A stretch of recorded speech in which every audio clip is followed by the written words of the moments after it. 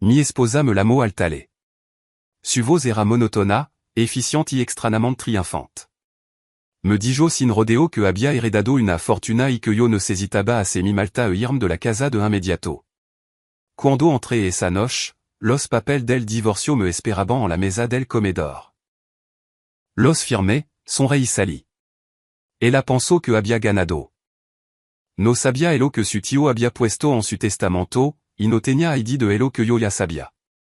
Mi nombre es Enrique Leva.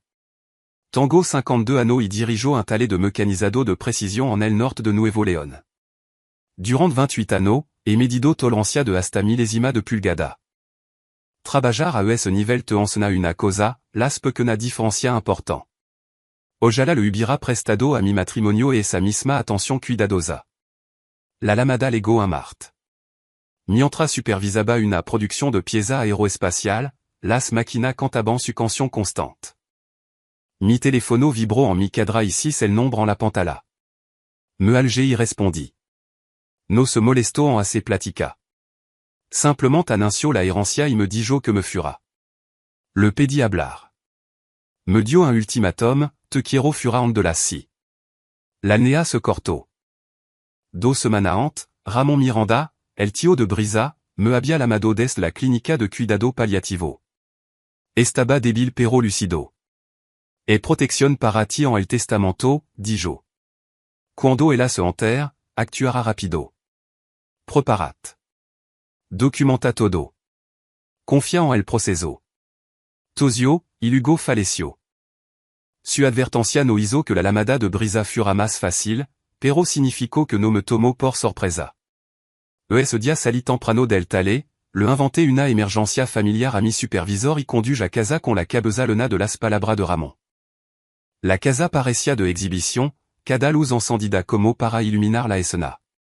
Brisa estaba de pie en la sala con un traje sastre, con una carpeta de papel perfectamente ordenada frente a ella. Me pidió que firmara.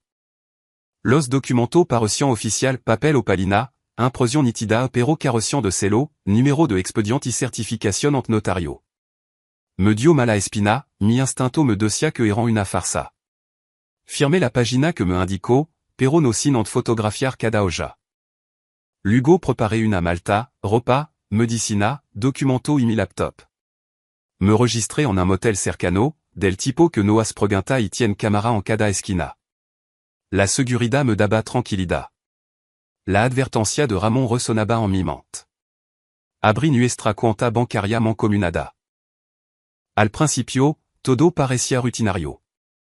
Luego revisé más atrás, meses, años, pequeña transferencia, a menudo de 8,5 cents o 3,6 cents pesos, siempre a una tal Patricia Reyes. El nombre pertenecía a la madre de Brisa. La fuga de dinero había sido constante durante 7 años. Sumé los números, y el total ascendió a 4,131,000 pesos. Dinero desviado silenciosamente de nuestra cuenta compartida mientras yo confiaba en ella para administrar las finanzas del hogar. Tomé captura de pantalla e investigué más a fondo.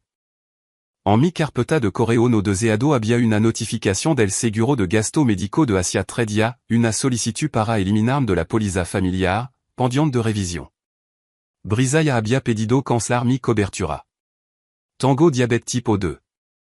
Mi medicamento mensual cuesta 12,750 pesos sin seguro. Si hubiera tenido éxito, me habría quedado sin medicina en 2 semanas y me habría enfrentado a una urgencia médica. Esto no era solo una traición. Era una crueldad calculada. Envié todo los estados de cuenta, los papel falso de divorcio, las notificación del seguro a Tomás Pérez, el abogado que me había ayudado a constituir el tale 15 años antes. Me devolvió la llamada esa misma noche y nos reunimos a la mañana siguiente. El despacho de Tomás olía a libro y experiencia. Escuchó, tomó nota y me dijo que la lectura del testamento estaba programada para el día siguiente en el juzgado familiar local. Mi asistencia era obligatoria. En la audiencia de sucesión, los términos del testamento se leeront en voz alta. Brisa fut nombrada beneficiaria principal de aproximadamente 20,4 millones de pesos, o eso creía ella. Pero el testamento tenía condición. Varia propiedad en renta no permisión desalojar a los inquilinos ni aumentar las renta más a la del INPC durant 5 años. Más importante el difunto me había designado como interventor y supervisor durant un periodo administrativo de 18 meses.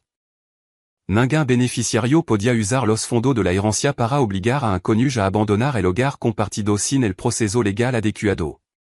La sonrisa de Brisa vaciló. Luego legó un mensaje de texto frenético de un agente inmobiliario. La casa había sido puesta a la venta esa misma noche. Un comprador había dado un anticipo y estaba presionando para obtener las firmas. Tomás y yo fuimos a la inmobiliaria. El comprador resultó ser un juez federal retirado, todo autoridad y gravda. Después de examinar el rastro de documento, ordenó que le devolvieran su dinero y advirtió a l'agente que denunciaría el fraude. La venta no autorizada se detuvo esa tarde.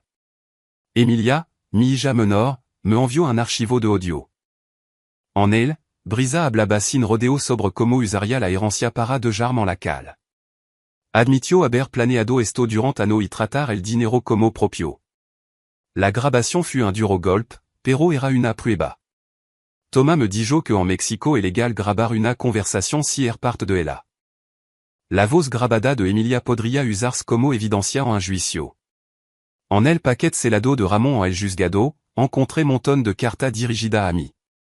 Ramón había estado tomando nota durant ano, observación sobre la relación de Brisa con otro hombre, Diego Castanda, mi viejo amigo. Una carta, escrita 3 semanas antes de morir, describía como Brisa intentó que cambiara el testamento mientras él estaba medicado. Él se negó y añadió todas las protecciones que se le ocurrieron.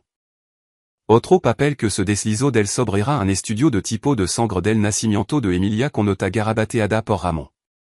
Los tipos de sangre no cuadraban. El tipo de Emilia indicaba que no podía ser mi hija biológica. Tomás me miró y dijo el obvio. La biología no borra lo sano que la cri, pero mi mundo se tambaleó. Pedí una prueba de paternidad. Tomás me instó a ser cauteloso. Emilia ya me había elegido a mí por encima del dinero. Contar sobre la paternidad podría doler más de elo que ayudaría. Decidimos que elo manejaríamos con cuidado más adelante. Inesperadamente, llegó una oportunidad. Llamó un reclutador de titanio aeroespacial. Habían estado observando mi tale y querían entrevistarme para el puesto de director de operación de calidad. El sueldo era generoso, el puesto prestigioso y la mudanza sería a Querétaro. No le había mencionado el posible trabajo a Brisa. Tal vez el instinto me había mantenido en silencio. Ahora, con la separación en marcha, el nuevo puesto sería solo mío. Brisa solicitó una orden de restricción, acusándome de violencia. La demanda incluía foto y declaración. Yo tenía una coartada, 4 noches en el motel, cámara y recibo. Tomás reunió las grabaciones del hotel, los registros de las tarjetas de crédito con la hora exacta y las bitácoras de seguridad del tale. En la audiencia, la jueza Raquel Cárdenas revisó las pruebas y vio que las fechas no coincidían con las afirmaciones de Brisa. La orden de restricción fut denegada. La jueza advirtió que hacer declaración falsa ante una autoridad era un delito grave. Brisa salió del juzgado humillada. Su credibilidad había quedado destruida en el registro legal. Continuamos recolectando pruebas. Mi hija mayor, Mia, confrontó a Brisa junto con Emilia. Grabaron la confrontación. Brisa admitió la aventura y haber tomado el dinero. No intentó negarlo. Las grabaciones, los estados de cuenta, las cartas de Ramón y la orden de restricción falida pintaban un panorama claro, fraude y manipulación financiera premeditada. Tomás negoció un acuerdo. Los millones de Brisa resultaron ser drásticamente menos después de las hipotecas, el mantenimiento, los impuestos y los gastos funerarios y notarial. Los bienes líquidos de la herencia terminaron rondando los 6,8 millones de pesos. Brisa ya había pedido préstamo a cuenta de la herencia, 1,105,000 pesos en préstamo reciente, y había firmado contrato de arrendamiento y promesa que no podía cumplir. Al final, se quedó con las propiedades en renta y su Dolores de cabeza.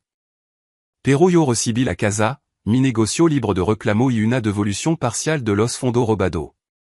El divorcio finalizaría en 60 días. Accepté el trabajo en Querétaro. Vendi la casa y mucha de las cosas que me ataban a la vida que brisa había vuelto falsa. 2 semanas en demi mudanza, ce n'est con mia y Emilia. En bas se sentaron front a mí, Luciando Mayor, más firme. Emilia me dijo que había visto los resultados de ADN. Sabía que Diego Castanda era su padre biológico. También me dijo algo más, que nada de eso cambiaba lo que sentia. Tu me criaste, dijo. Mi papa. Esa palabra me estabilizaron más que cualquier victoria legal. Meses después, depuis en mi departamento en la ciudad de Querétaro, miraba la Sierra Gorda a la distancia. Mi nuevo trabajo era desafiante y gratificante. Mia entró a la Facultad de Medicina de la Universidad Autónoma de Querétaro. Emilia terminó su carrera y no visita a menudo. Construimos una vida basada en la honestidad entre nosotros.